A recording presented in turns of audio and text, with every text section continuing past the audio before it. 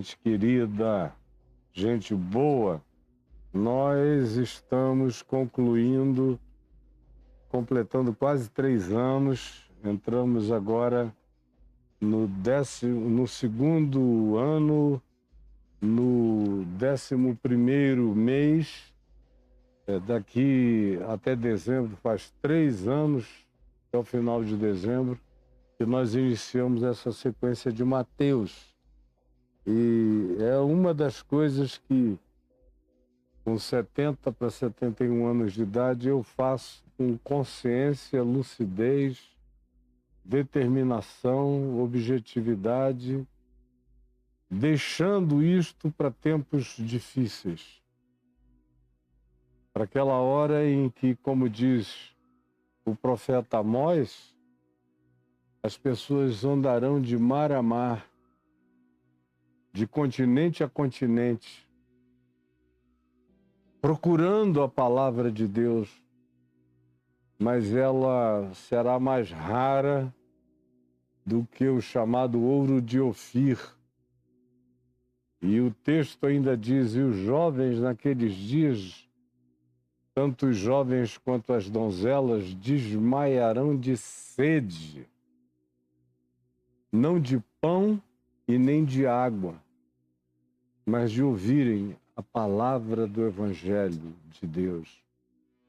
Por enquanto, vocês estão vivendo aqui na distração do crepúsculo da história, distraídos, não querendo pensar no assunto, mas vai chegar a hora, talvez eu já não esteja mais aqui, em que a fome, a sede, a avidez, o desejo pelo Evangelho puro e simples de Jesus será programado, procurado, buscado no mundo inteiro e as pessoas não encontrarão.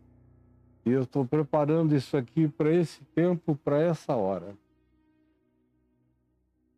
Como naquele filme O Livro de Eli. Como no Livro de Eli, onde o que mais faltava no mundo era a revelação da palavra. E havia pessoas querendo encontrar isso para outra vez usarem a palavra como controle social, político, econômico, humano, de todas as naturezas. Mas isso já não acontecerá mais. Corta aí, Clarinha. Gente, eu falei sobre as agonias de Jesus no Getsêmani, no nosso último encontro de quinta-feira passada, e da agonia de morte, da existencialidade do inferno que ele provou, e eu disse a vocês que aquilo nada mais era do que o cumprimento exato, absoluto, de Isaías, no capítulo 53, e que diz a partir do verso 1. E antes disso, começando no capítulo 52, verso 13, diz: eis o meu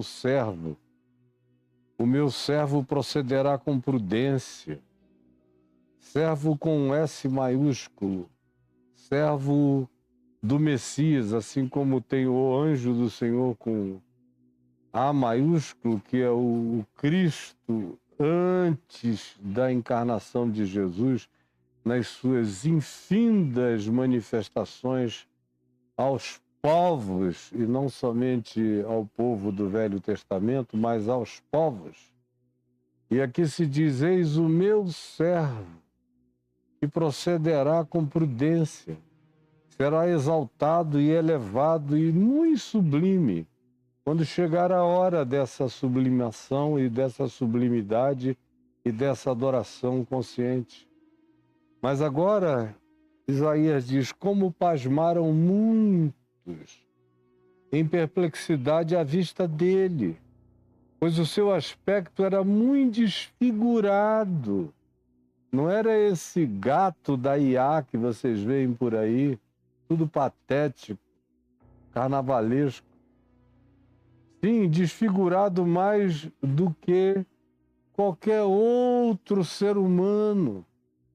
e a sua aparência mais do que a dos filhos dos homens devastados, empobrecidos, diminuídos e abandonados. Ele era, assim, um ente desfigurado. Assim causará admiração às nações. O Cristo sofredor, mas se Deus estava em Cristo, ele não deveria ser o vitorioso sobre todo o mal? Por que que ele se entrega ao capricho diabólico da egoesclerose da alma humana? Assim causará admiração às nações, e os reis fecharão as suas bocas por causa dele.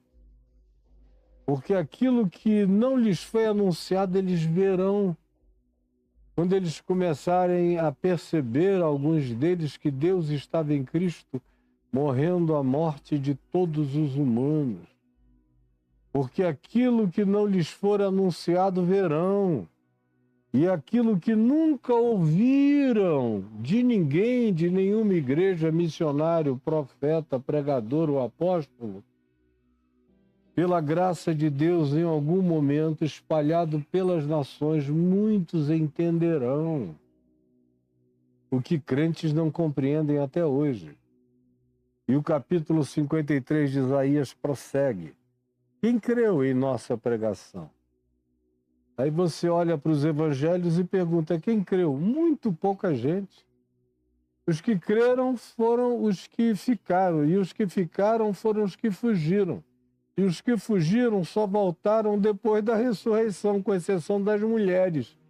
São as únicas que nunca negaram fogo, são as mulheres. Mas os homens, quem creu em nossa pregação? E a quem foi revelado o braço do Senhor, a mão de Deus estendida, curando, realizando o bem, ressuscitando mortos, aos pobres e simples de coração que viram, creram e acolheram. Mas as elites e todos os que se achavam senhores do saber repudiaram. É em razão disso que ele foi subindo como renovo perante ele, sim, perante os olhos do Eterno. Foi subindo como raiz de uma terra seca, num lugar sem promessa. As promessas de Israel sempre foram promessas de morte, de martírio, de apedrejamento, de destruição de quem quer que trouxesse a palavra de Deus a eles. Eles são o povo que mais matou profetas e gente de Deus, que matou o Messias e que depois ainda disse, caia sobre nós o seu sangue e sobre os nossos filhos. Nós não nos arrependeremos do que estamos dizendo. E ainda hoje tem uma grande maioria que nunca pensou no assunto. Pois bem, o texto diz, não tinha aparência nenhuma que nos agradasse, nenhuma formosura. Olhámo-lo, mas nenhuma beleza havia que nos interessasse, nos agradasse, nos enternecesse. Ele era desprezado. Chegou. Vai falar o que eu não quero ouvir. Vai dizer o que eu não quero nem entender. Sim, e se tornou o mais rejeitado entre os homens. Homem de dores. Nasceu em dores, viveu em dores, morreu em dores, mas ressuscitou em glória. Homem de dores e que sabe o que é padecer.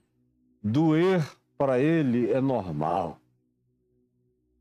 E como um de quem os homens escondem o rosto, fingem que não viram, que não conhecem, que não sabem quem é, dele, todos nós, em algum tempo, em algum dia, em alguma hora também fizemos tudo para não fazer dele caso, para não levá-lo a sério, para não ouvir suas palavras, para não internalizá-las. Mas o que ninguém sabia é que ele tomou sobre si as nossas enfermidades todas, da mente, da alma, do espírito, de todos os níveis, e as nossas dores físicas, psíquicas, espirituais e aquelas que são inomináveis de angústias incompreensíveis, ele levou sobre si.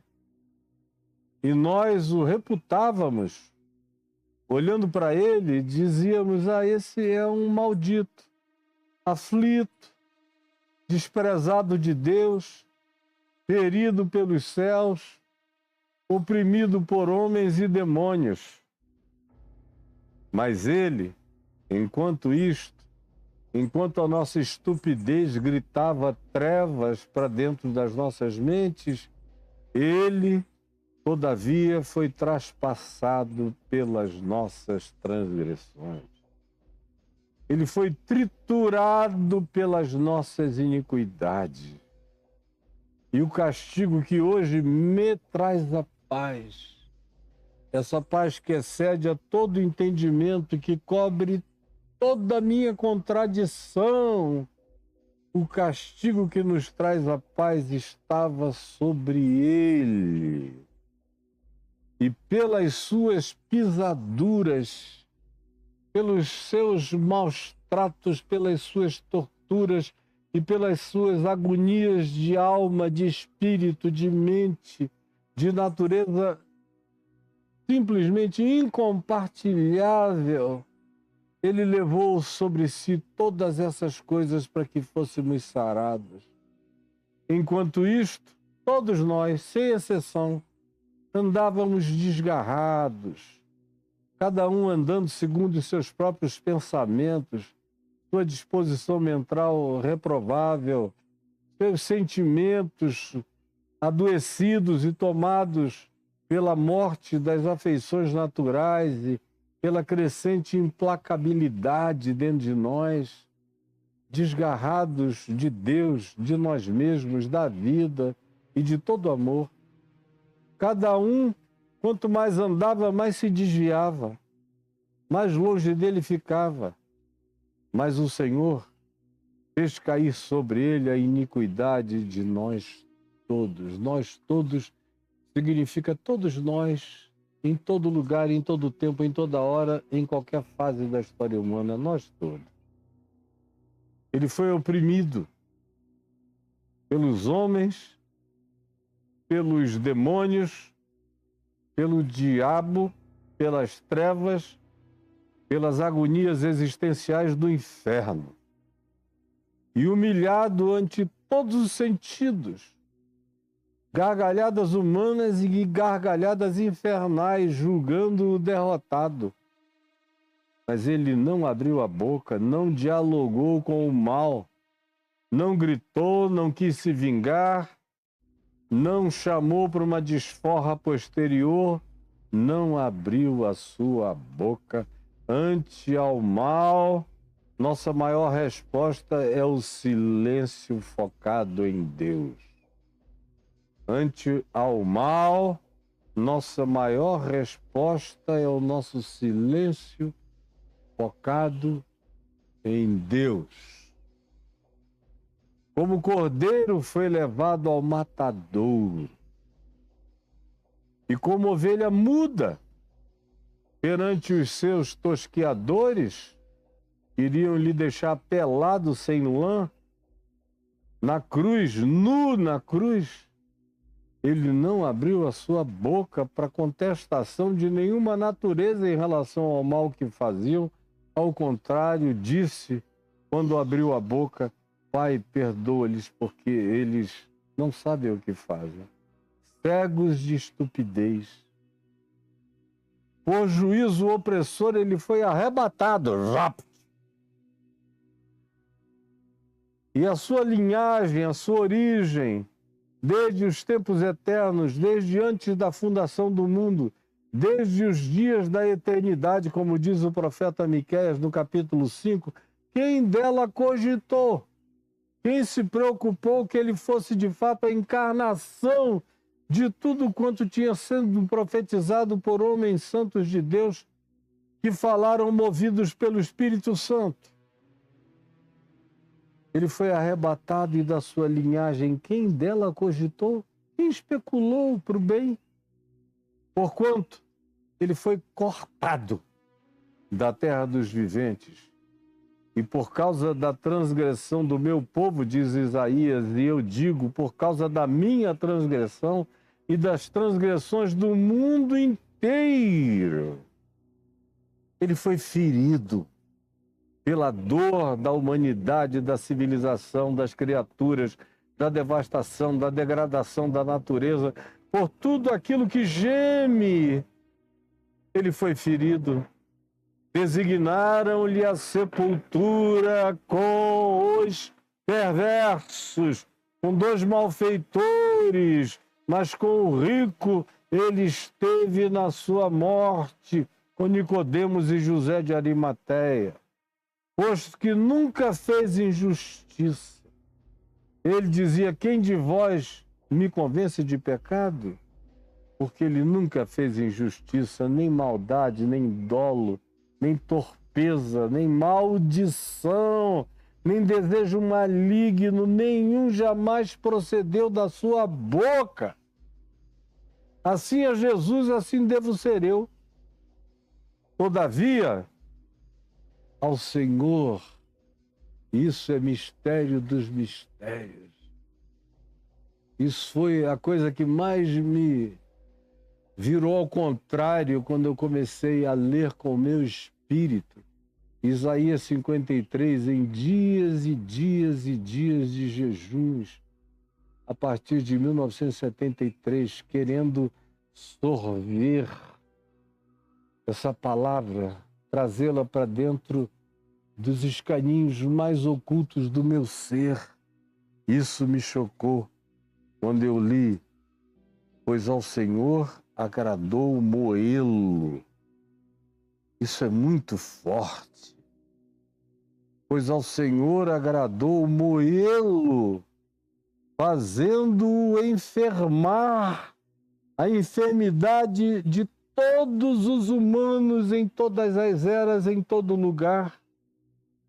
Quando der ele a sua alma como oferta pelo pecado, ele se entrega pela maldade humana, pela egolatria humana, pelo narcisismo humano, pela loucura, pela insanidade, pelo endiabramento humano, por todas as nossas traições, por todas as nossas arrogâncias soberbas, pelo nosso espírito de Satanás, de oposição, de antagonismo a todo bem,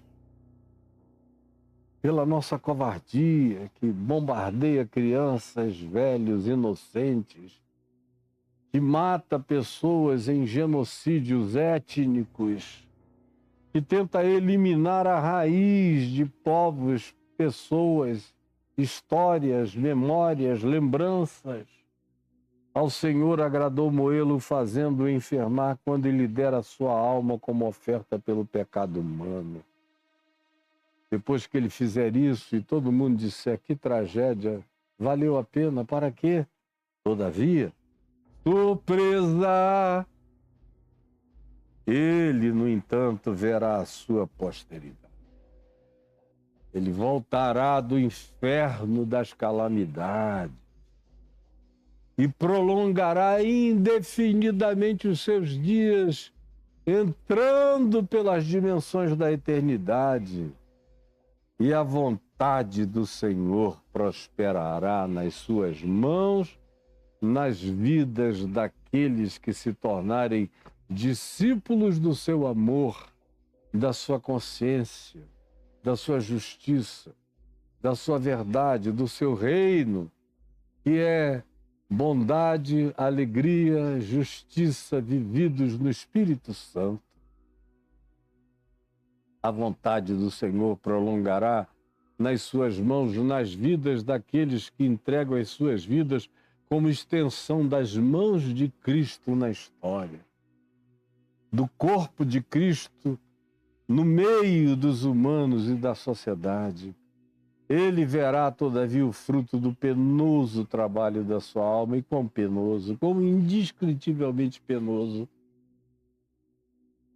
com direito a gritos de vitória no inferno do inferno, no Tártaro dos gregos. Ele verá o fruto do penoso trabalho da sua alma e ficará satisfeito. Sim, o meu servo, o justo, servo maiúsculo, justo maiúsculo, único justo. Não há nenhum justo, não há nenhum sequer, exceto ele. Com o seu conhecimento experiencial de toda a dor humana, de toda a angústia humana, como diz a Epístola aos Hebreus, pois nos convinha ter um sumo sacerdote que fosse ele próprio o absorvedor de toda a dor, angústia humana, para interceder por nós como alguém que intercede de dentro das entranhas da angústia da humanidade. Ele, com seu conhecimento experiencial da agonia, justificará muitos que com ele identificarem-se dizendo: eu ainda sinto dor, mas eu posso crer que ele levou a minha dor. E se eu crer que ele levou a minha dor, estranha e milagrosamente, eu fico livre dela, como aconteceu comigo, que queria morrer e me matar de dor. Ainda jovem, a vida se me tornou insuportável de aguentar. Até que eu tomei consciência de que ele levou a minha agonia, a minha dor, meu desespero, minha vontade de morrer. E quando eu criei, miraculosamente, o que me agonizava saiu de mim, porque eu sei que já tinha sido absorvido por ele. E ele me justificou, ele me santificou, ele me ungiu, ele me pacificou, ele levou sobre si as minhas iniquidades todas. Por isso, o Pai diz: por isso eu lhe darei muitos, como a sua parte, muitos. É claro que tem gente que não quer, nem depois de morrer, mesmo sabendo após a morte quem ele é. Tem homens que viram diabos que mesmo depois de já sem nenhum trauma religioso, humano, paterno, materno, social, econômico, com todas as obliterações cognitivas que impedem a gente de ver, de ouvir, de enxergar, limpos de tudo isso, lavados disso tudo após a morte, se tornando consciência pura. Todavia, na consciência pura, destraumatizada, alguma coisa muito podre se inclinou essencialmente neles para o mal, e eles se identificaram, se simbiotizaram com o diabo. E mesmo depois da cognição límpida que vem com a morte, a gente enxerga tudo, tem gente, todavia, que continua escolhendo pertencer à treva. Isso é o que Paulo chama de mistério da iniquidade, porque nenhuma psicologia jamais chegou tão longe e tão profundo. Mas é um fato inegável. Existem pessoas que realmente não querem, mas aos que querem, ele justificará eternamente. Por isso, diz o Pai, eu lhe darei muitos como a sua parte. E com os poderosos, de qualquer que seja a natureza de poder, o despojo da vitória final é todo dele. Pode ter havido contribuições de pessoas aqui, ali e acolá, mas a vitória é da cruz. E a garantia dela está na ressurreição dos mortos. Porquanto derramou a sua alma na morte. Entregou, derramou, é uma palavra muito forte. E poeticamente, tragicamente linda, derramou a sua alma na morte. Foi contado com todos os transgressores, os imediatos e os que tinham vindo antes, estavam presentes durante e os que vieram depois. Contudo, levou sobre si o pecado de muitos, de todo aquele que conscientemente diga: eu quero me identificar com o que tu já fizeste por mim. e também levou o pecado daqueles que nunca ficaram sabendo que ele levou os seus pecados, mas que de algum modo creram que existia um amor acima de suas cabeças, sem saber nem o nome disso, e disseram: eu creio que sobre mim paira misericórdia, bondade, perdão e acolhimento. Eu não posso explicar, não sei o nome disso, mas sei que é para mim. Isso está acontecendo hoje, agora mesmo, aconteceu sempre, o tempo todo, em toda a história humana, em toda a história da civilização. Sim, ele levou sobre si os pecados de muitos, e por todos eles, pelos que se sabem transgressores, imperfeitos e inadequados, ele intercede, intercedeu e intercederá para sempre, porque ele é o nosso sumo sacerdote eterno, segundo a ordem de Melquisedeque. É isso que começa a acontecer aqui no jardim do Getsemane. São essas agonias que vão se adensando, se adensando, se adensando perante ele. No meio disso, antes de ele ser levado e ser preso, nós já vimos que Judas chega, Jesus diz: amigo, aqui vieste. Pedro perde a cabeça, corta a orelha do servo do sumo sacerdote. Mas tem uma advertência que Jesus tinha feito antes de eles saírem para o Getsemane, tinha feito a Pedro, que é algo assim digno de que a gente preste atenção. Eles ainda não tinham descido para o Ribeiro de Cedron, Judas ainda não tinha chegado. É um parêntese que eu abro aqui para ir a Lucas, no capítulo 22, e ler com você no verso 31, quando Jesus, antes de descer para o Getsemane, olha para Pedro, que tinha dito: eu jamais, todo mundo pode te negar, eu não. Jesus disse a ele: Simão, Simão, eis que Satanás... Para quem diz que Satanás não existe, são meninos que foram criados em laboratórios de academia teológica, é que vem com esse papinho. Ou quem apenas se formou numa faculdadezinha de psicologia. Ou qualquer um outro que tenha feito qualquer um outro cursinho universitário. Ou os traumatizados pela frequência às igrejas pentecostais e neopentecostais, onde eu nunca encontrei um único demônio, só fajutice, mentira, sugestão, engano e histeria. E aí ficam céticos e cínicos, e dizem: ah, diabo não existe, não sei como é que um cara inteligente como Caio, culto, crê nisso. É por causa da minha inteligência, da minha cultura e das minhas bilhões de experiências que eu sei o que eu estou dizendo. Você devia prestar muita atenção, porque não é um garoto que está falando com você, e nem uma pessoa impressionável. Simão, Simão, eis que Satanás, o opositor, te reclamou a mim, demandou-te de mim, para peneirar a ti e a todos os outros companheiros aqui, para te peneirar como trigo, que a gente passa na peneira para ver se sobra alguma coisa, para ver o que é puro e o que não é puro. Ele demandou te passar na peneira. E eu não disse que não. Preste atenção. E eu não disse que não.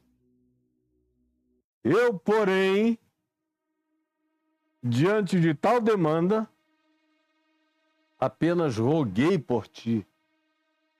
Orei por ti ao meu Pai, pedindo que Ele te fortaleça, que tu não desanimes para sempre, tu não mergulhes por nenhum fracasso, em nenhum poço de depressão incurável, de desistência absoluta sobre quem você é para mim e quem eu sou para você.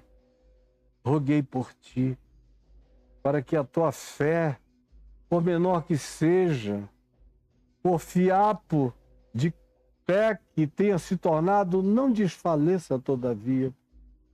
porque eu não vim para esmagar a cana quebrada, nem para apagar a lamparina que fumega, antes para reacender todas as expressões de fé. Tu, porém, pois, Pedro, quando te converteres realmente, porque tu hoje és um ser impressionado comigo.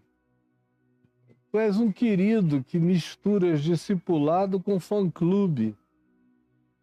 Tu estás cheio de crenças diante das coisas que tu me viste fazer.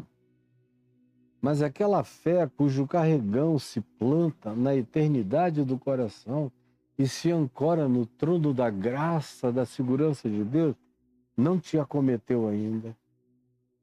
Mas quando tu te converteres, eu sei que tu vais te converter de verdade, Pedro. Então, fortalece os teus irmãos. Semelhante ao que ele veio a dizer a Pedro depois de ressuscitado de entre os mortos, lá em João 21, na praia de Tiberíades, quando encontrou a Pedro nu na praia, que veio nadando, e Jesus já tinha preparado, depois de ressuscitado de entre os mortos, alguns peixinhos para eles comerem. E Jesus, quando perguntou a Pedro se ele o amava, e Pedro só respondia: Senhor, eu sou teu amigo, mas nunca respondia com aquele amor sublime: Senhor, eu te ágapo. Ele respondia: Senhor, eu te filéu, eu sou teu amigo. Jesus disse: então tá bom. Com essa amizade, se for sincera e verdadeira, já serve. Cuida das minhas ovelhinhas, dos meus cordeirinhos, ou como ele diz aqui, fortalece os teus irmãos. Ele, porém, respondeu, é Pedro respondendo: Senhor, estou pronto para ir contigo, outra vez ele falando, tanto para a prisão como para a morte. Pedro, Pedrão, Pedroca, meu querido amigo, menos é mais. Mas Jesus lhe disse: afirmo-te, Pedro, que hoje 3 vezes negarás que me conheces antes que o galo cante, meu filho. Isso já tinha sido anunciado antes. Aí aconteceu tudo aquilo que aconteceu, que a gente já viu aqui.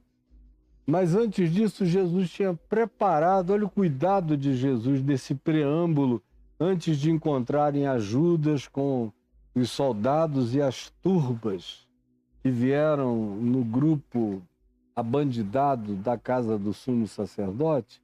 Antes de acontecer aquele beijo de traição que a gente já viu, tudo aquilo, o corte da orelha de Malco, o servo do sumo sacerdote, tudo isso, Jesus fez uma advertência irônica.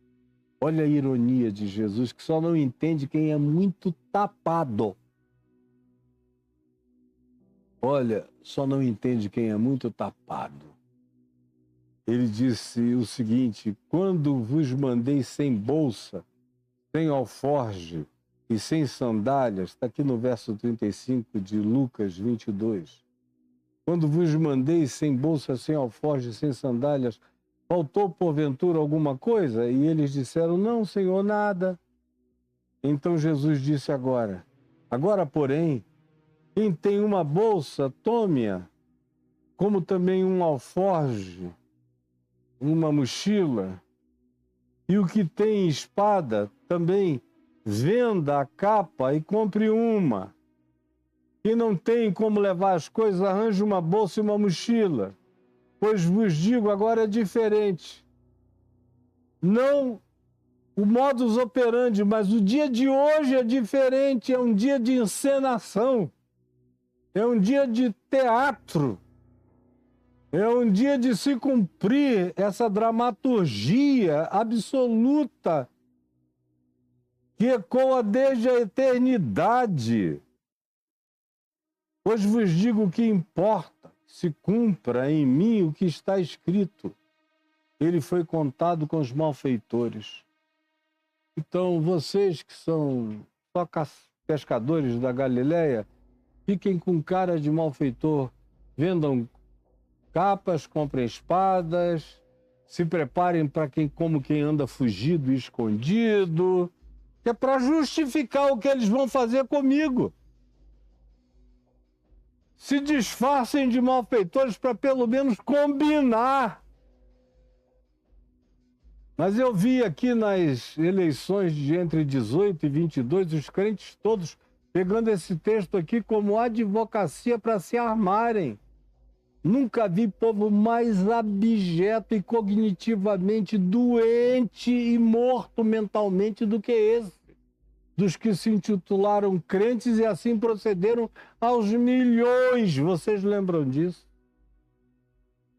Pois bem, então lhe disseram: Senhor, temos aqui 2 espadas. Crente é um negócio horroroso. Jesus está falando com ironia. Está falando com aquele bendito sarcasmo de quem diz: olha, estão procurando bandidos. Vamos nos fantasiar de bandidos para pelo menos justificar a loucura deles. É isso que Jesus está falando. Mas o pessoal, quase que 99% dos pastores do Brasil inteiro resolveram entender isso do modo que Jesus não falou, por necessidade deles de se tornarem bandidos de fato com outros bandidos que eles queriam eleger. Temos aqui 2 espadas. Parecia que tinham descoberto a pólvora. Idiota. Jesus disse: não, para mim basta, chega. Eu estava falando uma coisa com outro sentido, para ver se vocês compreendiam. Mas vocês não me entendem, né? Tudo é literal. Para mim, chega. Já estão abandidados demais na alienação de vocês, tá bom. E saindo, foi como de costume ao Monte das Oliveiras, e os discípulos o acompanharam. Aí acontece tudo o que eu já narrei para vocês, inclusive ele suando sangue, naquela agonia do inferno sobre a qual eu já li em Isaías 53, e aqui, voltando para Mateus, a gente vê na sequência o seguinte: que chegaram os da parte do Sinédrio e o levaram para a casa de Caifás, que está lá até hoje, no Monte das Oliveiras, abaixo do Monte Sião, na descida do Monte Sião, entre Alcedama e o Monte Sião, está ali a casa, as ruínas da casa do sumo sacerdote. Arqueologicamente demonstrável e comprovável e real, com escadas romanas de 2000 anos de idade, com estrutura antiquíssima. E os que prenderam a Jesus o levaram à casa de Caifás, o sumo sacerdote, onde se haviam reunido os escribas, os mestres da lei, os anciãos do povo, os teólogos, os variados representantes de seitas sacerdotais e de outros grupos. Havia uma mini reunião do Sinédrio acontecendo lá, mas Pedro, vendo para onde Jesus ia, já escondido, o seguia de longe, de bem longe, atrás das moitas. Chegou até o pátio da casa do sacerdote e, tendo entrado no pátio, assentou-se entre os serventuários para ver o fim. Olha só, para ver o fim. Ele, que era um cara que tinha dito: eu vou contigo até o fim, agora se assenta, segue de longe, entra sorrateiramente, se assenta entre os serviçais para passar despercebido para ver o fim. Parece até um pesquisador da tragédia da igreja que não faz nada para mudar coisa alguma, embora se dizendo cristão, mas fica fazendo pesquisa sobre a desgraça do fim da igreja. Desculpem a associação, mas muitas vezes é assim que eu vejo. Gente inteligente, com capacidade de bradar, levantar a voz, pregar, anunciar. Não, só faz pesquisa sobre o fim. Como Pedro, que ficou para ver o fim. Ora, os principais sacerdotes e todo o sinédrio procuravam algum testemunho falso contra Jesus. Você tem alguma coisa disposta a dizer contra ele? ver se tem. Ficaram fazendo triagem de testemunhos que fossem fortes. Mas havia muita bobagem, não fazia sentido nenhum. Aí eles agarraram um aqui, outro ali, não tinha muita gente, mas tinha alguns vendidos capazes de dizer o seguinte: me diga o que você quer que eu diga, que eu repito com veemência e teatralidade. Era isso que eles estavam procurando, para terem de que o condenar à morte. E não acharam, apesar de se terem apresentado muitas testemunhas falsas, como eu disse, eles achavam pueris as palavras, mas afinal compareceram duas, afirmando o seguinte: este Jesus disse, posso destruir o santuário, aí apontou para o templo lá em Jerusalém, e reedificá-lo em 3 dias. Obra de super-homem, do Jesus Clark Kent, que iria virar o Cristo. O templo que levou praticamente 44 anos para ser construído, ele reconstruiria em 3 dias, como se o negócio de Jesus fosse fazer prédio. Coisa mais nojentamente idiótica e patética. Levantando-se o sumo sacerdote, perguntou a Jesus: nada respondes ao que estes depõem contra ti? Como se Jesus fosse o dono de uma empreiteira chinesa que constrói supermercado em 3 dias, ou pontes magníficas em 1 semana. Jesus fica olhando para aquilo. Meu Deus, é muita pateticidade. Coisa mais horrorosa é a mente desse povo. Mas Jesus guardou silêncio. O que se vai responder diante da idiotice? A única resposta passível de ser dada ao idiota é o silêncio. A única resposta passível de ser dada ao idiota é o silêncio. Eu vou repetir de novo, viu, Clarinha? Pode deixar aí 3, 4 vezes. A única resposta passível de ser dada aos idiotas é o silêncio.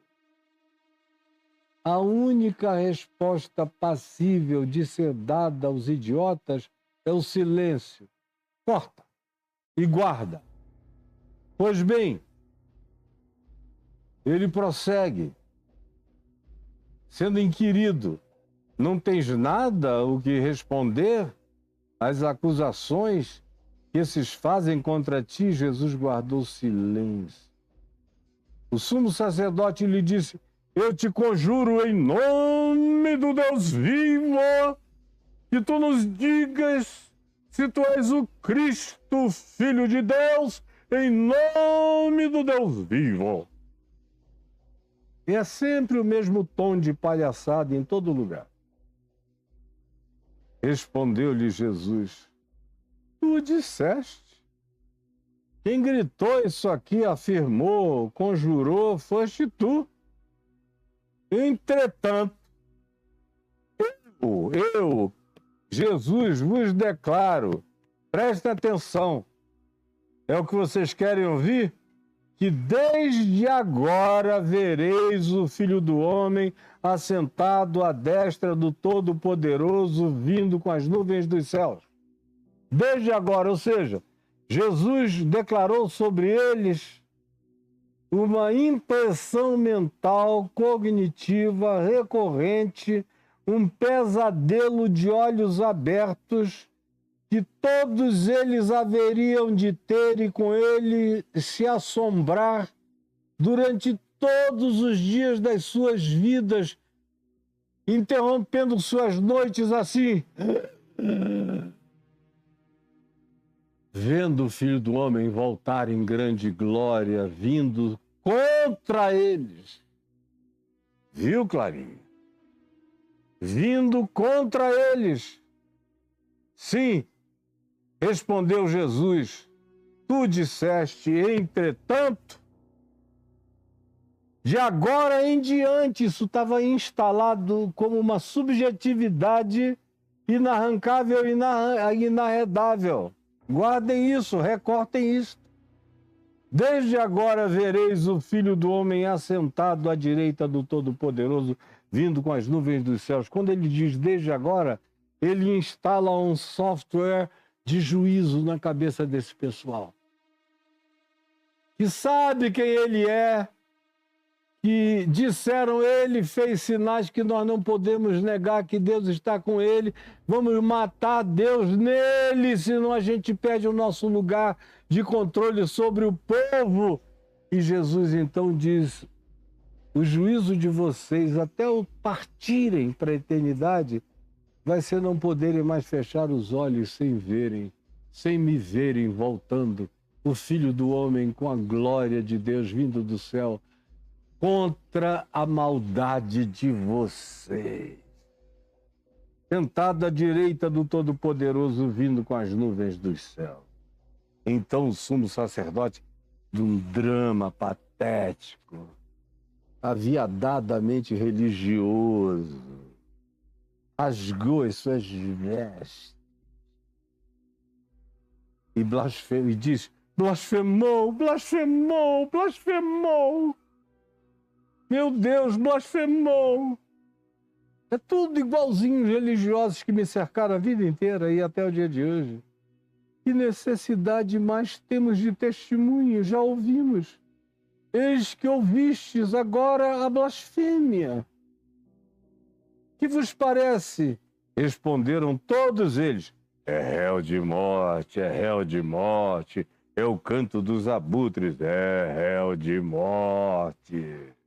É o canto Requiem gregoriano dos hipócritas, é réu de morte. Então uns cuspiram-lhe no rosto e lhe davam murros, pá, pá, pá, pá. Mas nem um dente dele foi quebrado, nem um osso, nem a mandíbula, nem o queixo, nada.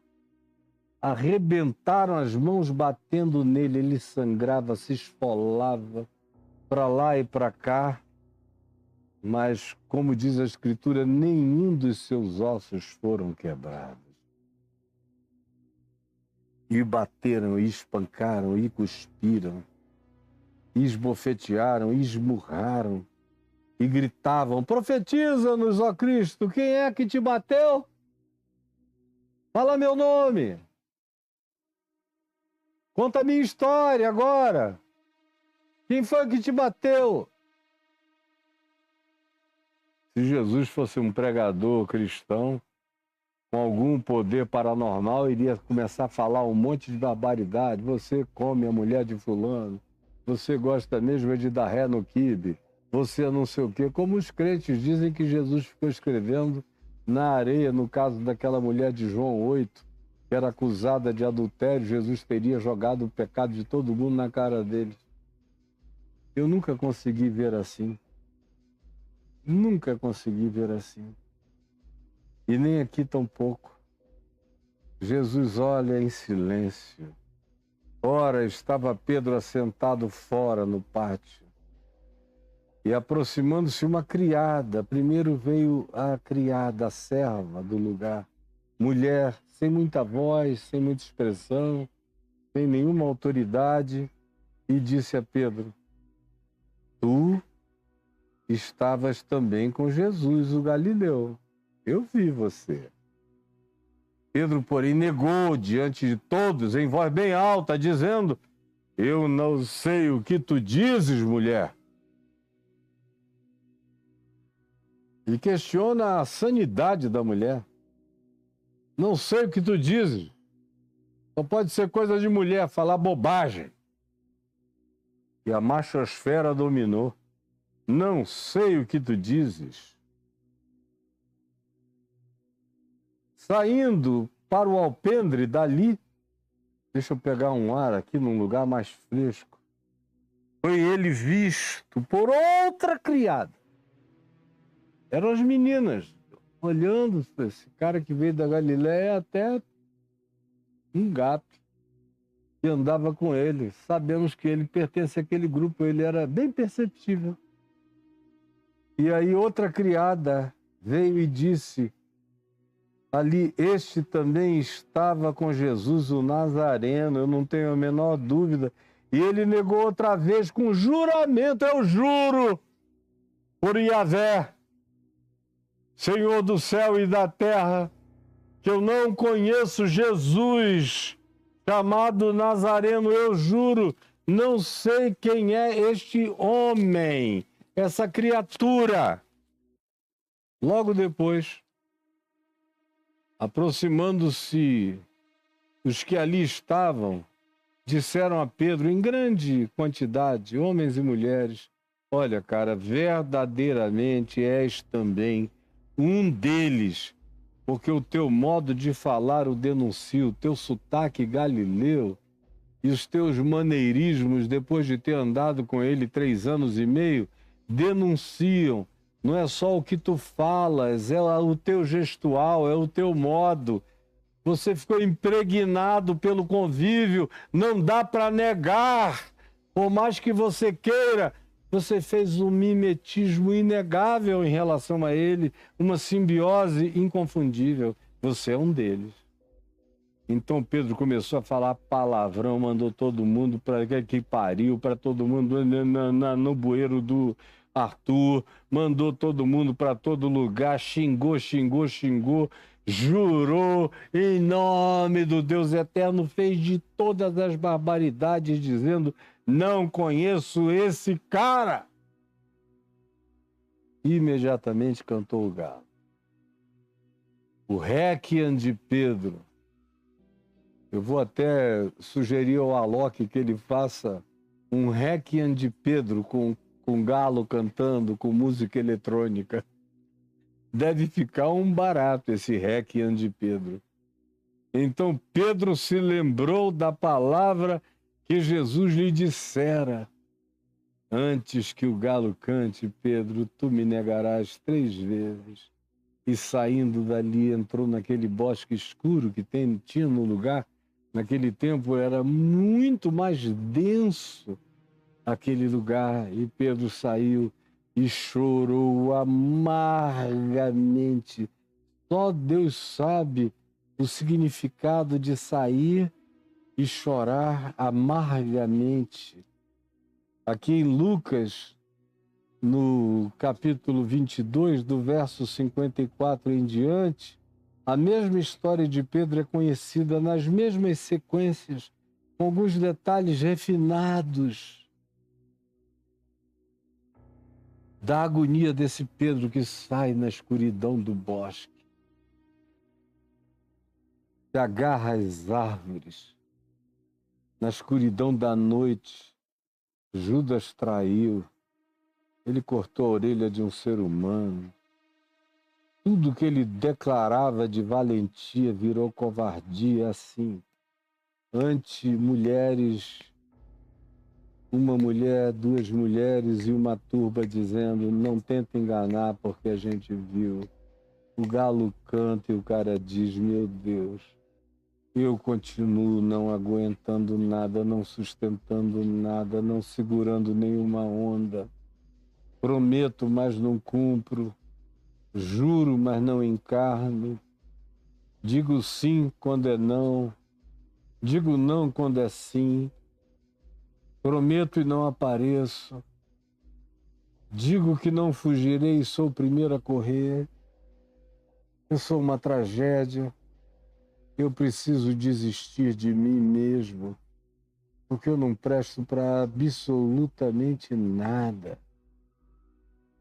Aí, de acordo aqui com Mateus 26 e com Lucas também, Jesus é levado ao Sinédrio. E da casa de Caifás, que tinha virado um sinédrio, aconteceu tudo isso, a negação de Pedro, Judas naquela agonia horrorosa, dizendo, pequei traindo sangue inocente. Imagine, naquela baixada ali do Monte Sião, de um lado, provavelmente mais para a esquerda, na direção do templo, tem Pedro agarrado às árvores escuras do bosque. E um pouco mais para a direita tem Judas Iscariotes, armando a sua forca num galho de árvore, no precipício de Alcedama, de onde ele pulou e caiu lá de cima, e o ventre dele foi se abrindo nas pontas das rochas, de modo que ele chegou lá embaixo com todas as suas entranhas abertas e derramadas para o lado de fora do seu corpo. Um suicídio triste e horroroso, era calamidade demais. E na casa de Caifás, Jesus aparentemente sendo tratado como o derrotado dos derrotados. E Judas se matando em agonia, dizendo: eu traí, entregando, vendendo sangue inocente. Eu traí. E o coração dele tocado de remorso, mas ainda lhe faltava a esperança do arrependimento, porque o remorso é uma dor sem esperança, sem cura, sem perspectiva de salvação. É o remorso. É a dor segundo o mundo, como Paulo fala em 2 Coríntios 8. E o arrependimento é a tristeza segundo Deus, que dói, dói, dói, dói, mas carrega um fiapo de esperança, sabendo que pode haver uma misericórdia que me acolha e me perdoe. Faltou a Judas essa expressão de um remorso esperançoso que transformaria o remorso em esperança. E aí ele se suicidou e as autoridades pegaram dinheiro e não acharam justo colocar de novo no gasofilácio, porque era dinheiro de sangue que eles próprios tinham comprado, provocado e produzido. Aí resolveram comprar um cemitério para forasteiros. É um negócio muito patético. O dinheiro não presta, é de sangue. Sangue do homem mais santo que já passou na nossa história. Então, o dinheiro não dá para pôr no gasofilácio porque seria um sacrilégio, segundo eles. Como se existisse sacrilégio. Só existe para quem cultua o sagrado. Então vamos comprar um campo para fazermos um cemitério para os estrangeiros.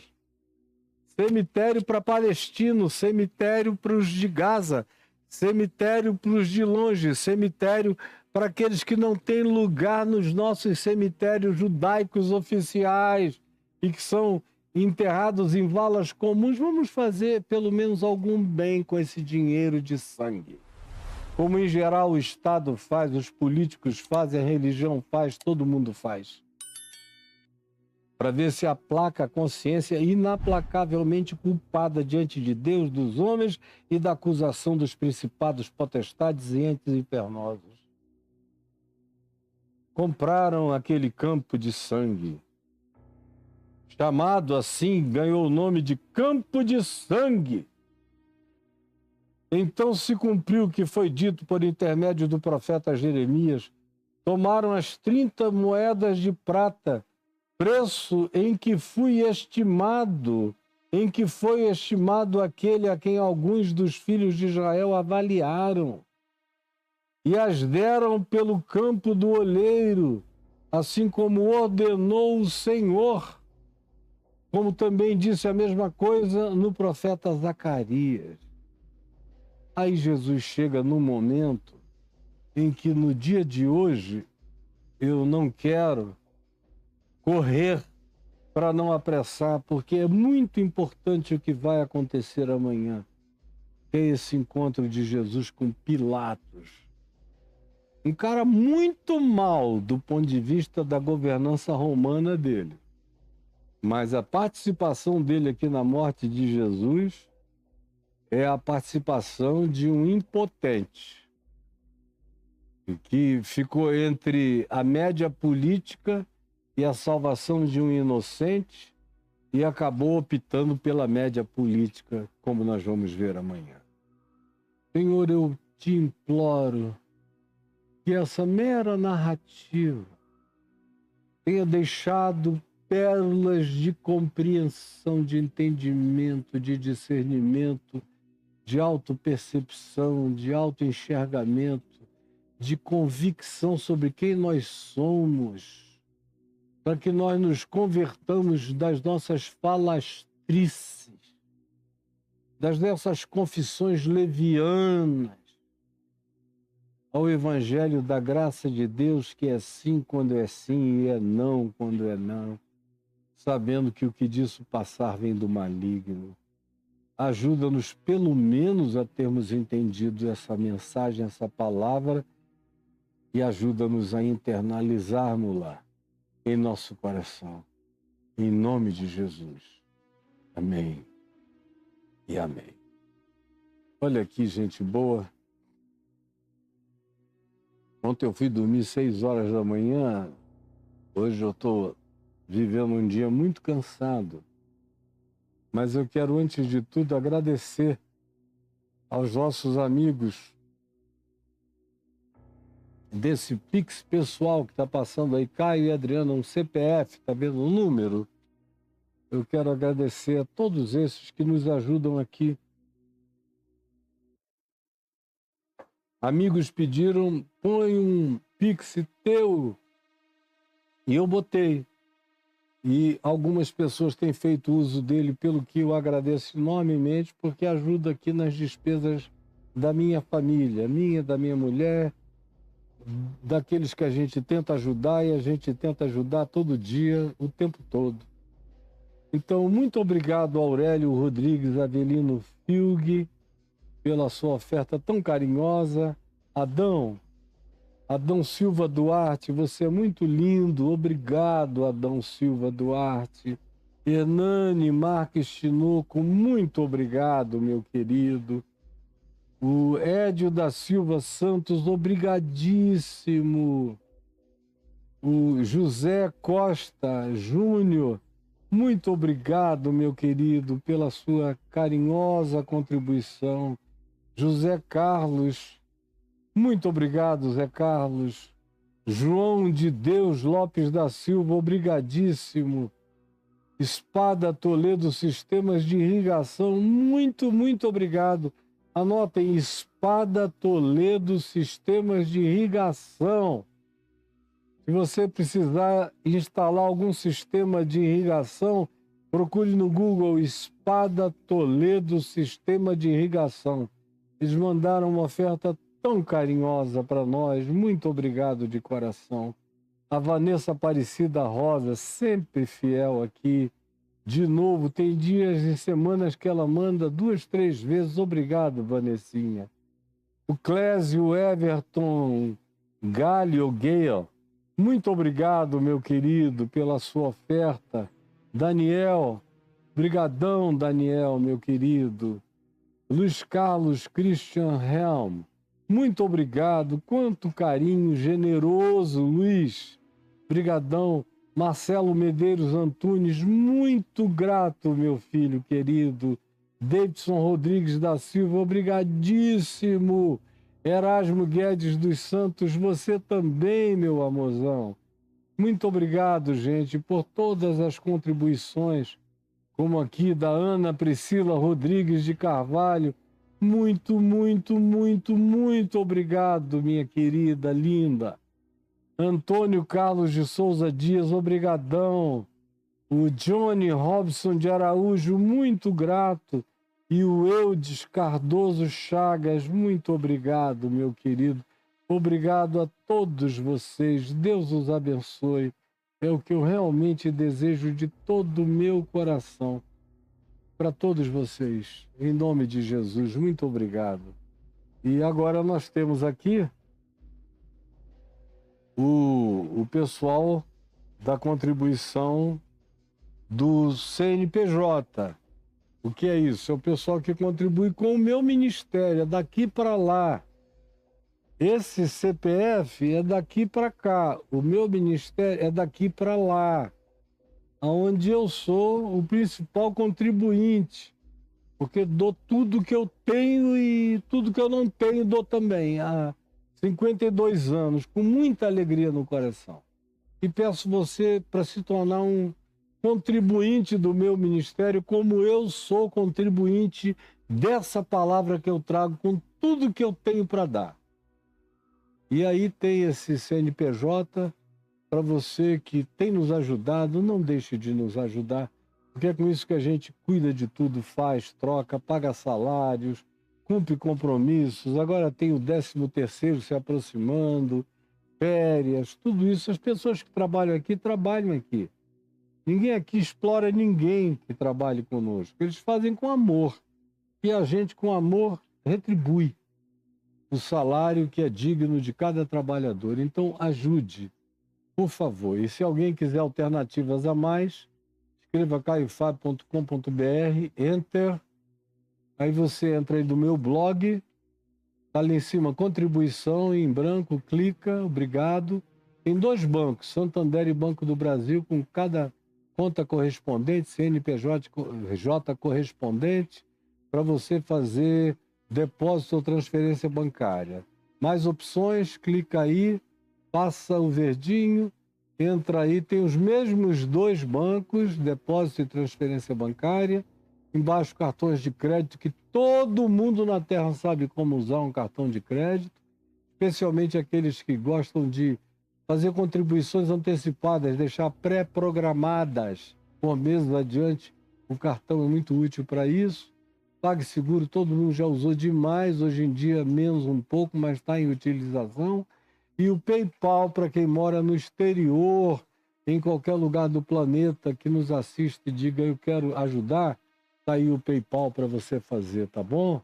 E o que mais me dá alegria é anunciar o caiofab.com.br/cursos. E aí você aperta Enter. Cai nessas bandeiras, clicando em cada uma delas tem um vídeo meu explicando o que eu entrego em cada curso. De viva voz eu explico. O Caio gosta muito de pegar esse banner aí do Gênesis ao Apocalipse. É o preferido dele. Eu anotei, quando chega aí, tem um monte de banner, mas ele vai nesse. De fato, é um vídeo muito bom.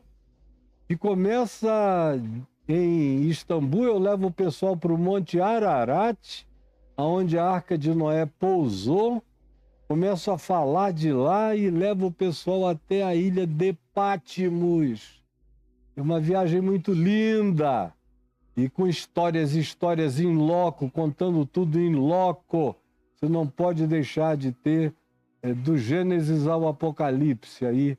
E outros mais. Por exemplo, agora eu estou entregando O Poder dos Salmos. Eu tenho gravado e já tem muita gente que comprou os milhares de salmos que eu já entreguei. Ainda falta entregar mais uma outra quantidade enorme.